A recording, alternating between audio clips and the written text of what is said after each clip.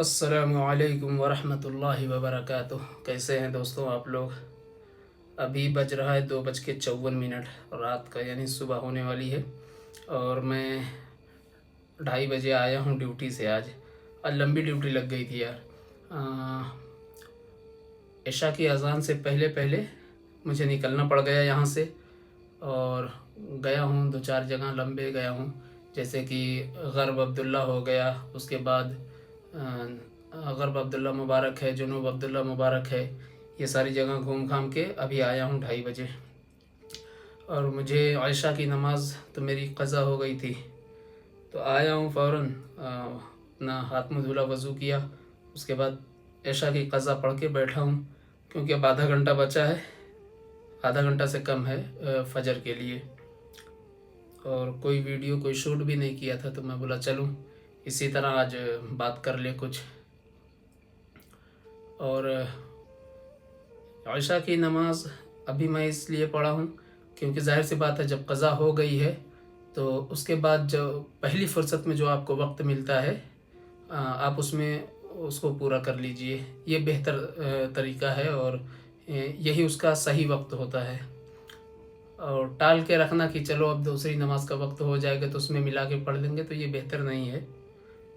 इसलिए मैं इसको पढ़ लिया हूँ और बैठा हूँ आराम से। तो यही सारी चीज़ें हैं। और जहाँ जाता हूँ हर जगह जो है सिस्टम नहीं होता ना। किसी का रूम बहुत छोटा है और किसी के पास जाए नमाज है नहीं है, जगह है नहीं है। और यहाँ मस्जिद भी काफ़ी दूर दूर पे रहती है। अब जहाँ मैं गया था वहाँ जहाँ पे मुझे उतारना था इन लोगों को, वहाँ से तकरीबन 700-800 मीटर दूर, यानी तकरीबन 1 किलोमीटर के दूर पे मस्जिद थी। अब कौन जाता वहाँ, और नया एरिया है, एक बार निकल जाएंगे फिर उसके बाद लोकेशन वगैरह लेना पड़ेगा आने के लिए। तो मैं बोला चलो अब जब रूम पे जाएंगे तो पढ़ेंगे। आया हूँ, पढ़ के बैठा हूँ। और अब ये है ना, इसमें एक चीज़ का ये फ़र्क पड़ा है कि पहले जो है नमाज में पाबंदी नहीं थी तो उतना फ़र्क नहीं पड़ता था, असर भी नहीं होता था कुछ। यानी नमाज छूट रही है नहीं छूट रही है, दिल पे कोई असर नहीं होता था। लेकिन अब अगर नमाज छूटती है तो थोड़ा तकलीफ़ होती है और उसको पूरा करने की कोशिश करते हैं। बहुत सारी नमाज़ें छूट गई हैं जिसको क़ज़ा उमरी कहते हैं। और अल्लाह से दुआ है कि वक्त मिले तो उसको पूरी किया जाए। और आप लोगों से भी ये गुजारिश है कि हम में से बहुत सारे ऐसे लोग हैं, हम लोगों की न जाने कितनी नमाज़ें छूटी होंगी, तो उसका एक आंकड़ा बना लें। आप इस तरह पढ़ते जाएंगे तो नहीं हो पाएगा। पहले बैठ के, चाहे 1 दिन लगे आपका, चाहे 2 दिन लगे, उसका पूरा आंकड़ा बना लें कि हाँ आपकी ज़िंदगी में कितनी नमाज़ें क़ज़ा हुई होंगी। तो उस हिसाब से करके फिर उसको एक नोट पे, यानी एक डायरी पे नोट करें। नोट करने के बाद अब आप उसमें से पढ़ते जाएं और उसमें से माइनस करते जाएं।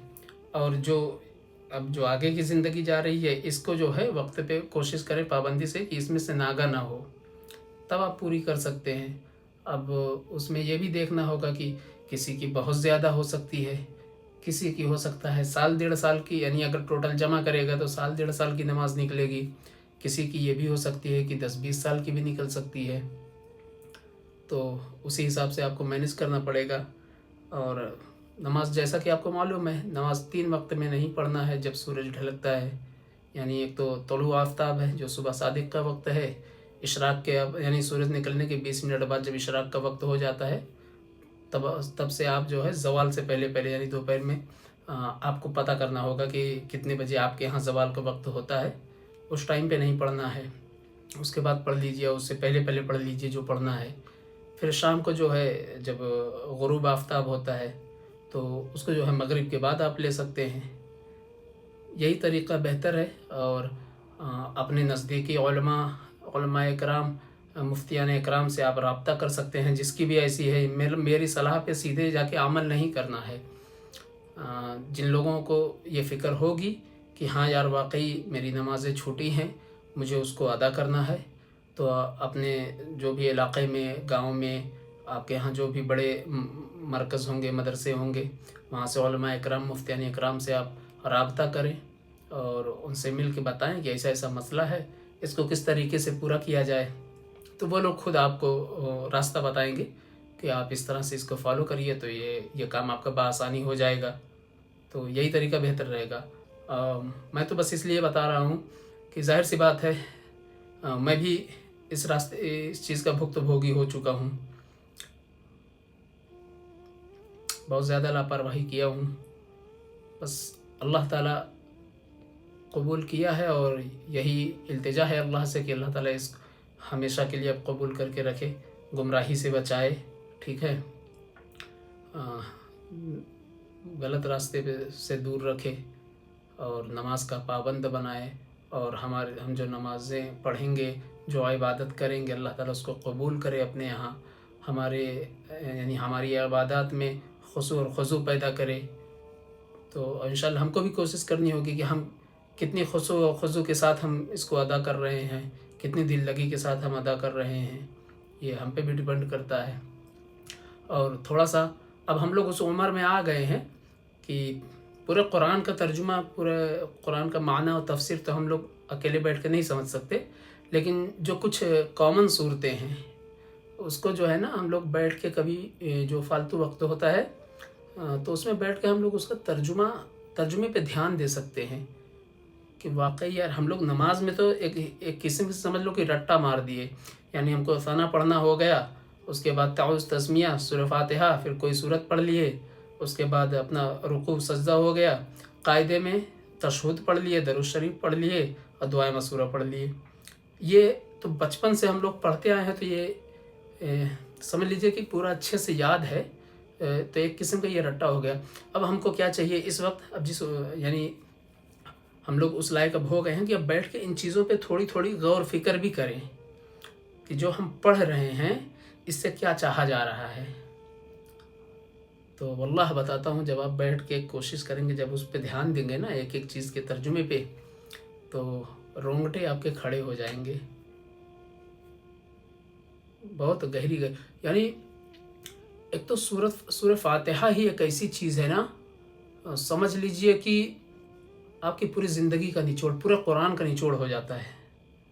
सूरह फातिहा में ही आप अल्लाह से क्या क्या बातें कर लेते हैं, क्या मांगना है, किन चीज़ों से बचना है, उसमें अल्लाह की तारीफ़ भी बयान हो जाती है।